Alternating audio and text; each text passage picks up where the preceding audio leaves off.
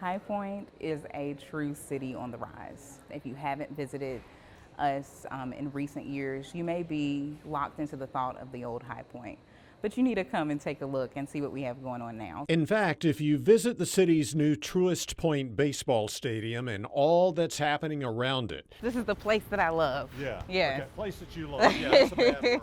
You'll be in what Amber Williamson calls the new High Point. She's spending a lot of time these days just a few yards away in the old hosiery factory turned gathering entertainment spot, office complex, and co-working space, Congdon Yards. Walk up the stairs with her to the second level and you'll find the headquarters of the nonprofit organization of which she is the new executive director.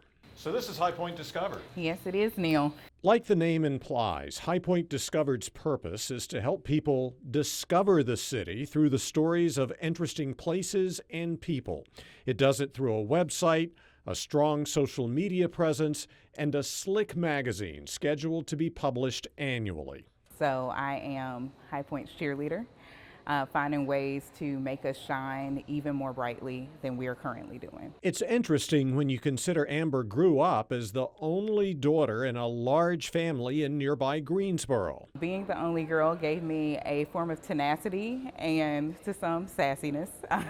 But the family wasn't that familiar with High Point. We on occasion would go to the old Ocala Mall to go to like Stephen Barry's and things like that, but that was really a very limited exposure to the community. That changed as Amber was getting undergraduate and graduate degrees at High Point University. A lot of other people, especially in High Point, Greensboro, and Winston-Salem, they leave after they graduate one of our fine universities. Why did you stay?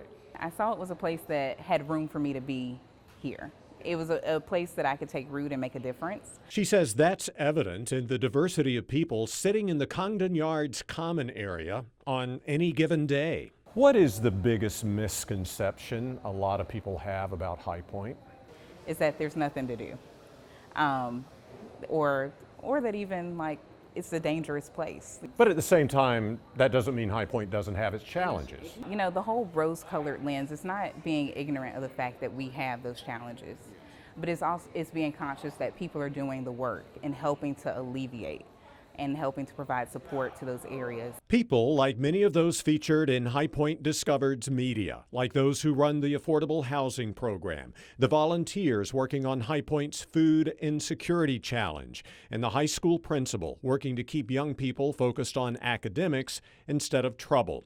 But Amber also feels it's important for people to know there are a lot of fun places in High Point, from the new Cabane Children's Museum to like what's next to the Truist Point Centerfield Gate, the brand new Stocking Grain Assembly Food Hall.